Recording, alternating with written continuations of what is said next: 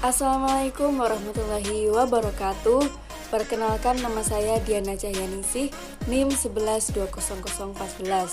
Di sini saya akan menjelaskan materi tentang uji multikolinearitas di Statistik Pendidikan 2. Ada 4 materi subbab.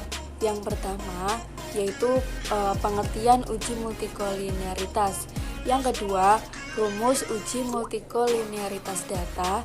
Yang ketiga, penyelesaian suatu kasus uji multikolinearitas. Yang keempat, interpretasi output SPSS. Yang pertama yaitu pengertian uji multikolinearitas. Uji multikolinearitas adalah uji yang dilakukan untuk memastikan apakah di dalam sebuah model regresi ada interkorelasi atau kolinearitas antar variabel bebas. Interkorelasi adalah hubungan yang linear atau hubungan yang kuat antara satu variabel bebas atau variabel prediktor dengan variabel prediktor lainnya di dalam sebuah model regresi. Yang kedua yaitu rumus uji multikolinearitas data. Seperti pada gambar, berdasarkan rumus tersebut, apabila nilai VIF lebih dari 10 atau jika toleran value kurang dari 0,1, maka terjadi multikolinearitas. Namun, apabila nilai VIF kurang dari 10 atau jika toleran value lebih dari 0,1, maka tidak terjadi multikolinearitas. Pada model regresi yang baik, seharusnya tidak terjadi korelasi antara variabel bebas atau tidak terjadi multikolinearitas. Penyebab multikolinearitas yang pertama yaitu penggunaan variabel dummy yang tidak akurat di dalam model regresi. Yang kedua, adanya perhitungan sebuah variabel bebas yang didasarkan pada variabel bebas lainnya di dalam model. Yang ketiga yaitu penyelesaian suatu kasus uji multikolinearitas.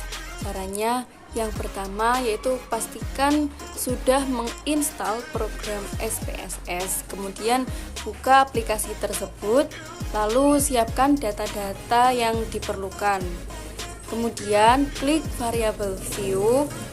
Untuk nama X1 diisi dengan label kebersihan gigi.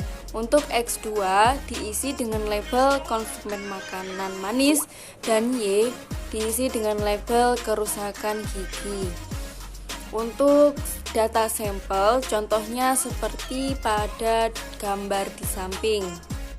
Setelah data terkumpul dan tercatat, kemudian disimpan, lalu klik analyze, kemudian regression, lalu klik linear seperti pada gambar di samping. Kemudian akan muncul tampilan seperti gambar di samping, yaitu tampilan linear regression. Lalu variabel yang terdapat pada kolom kiri dipindahkan ke kolom kanan sesuai dengan jenis variabelnya, yaitu X1 kebersihan gigi dan X2 konsumsi makanan manis dipindahkan ke kolom independence. Sedangkan untuk Y atau kerusakan gigi dipindahkan ke kolom dependent. Kemudian klik statistik, centang estimate, model fit and collinearity diagnosis, lalu klik continue atau dilihat seperti pada gambar yang ada di samping. Lalu selanjutnya klik OK dan hasil uji multikolinearitas dapat dilihat pada output. Selanjutnya yaitu interpretasi output SPSS. Setelah melakukan perhitungan data, kemudian hasil perhitungan dengan uji reliabilitas akan muncul pada output. Pada output, hasil perhitungan data akan berupa tabel, yaitu variable entered or removed, model summary, ANOVA, coefficient, and collinearity diagnosis.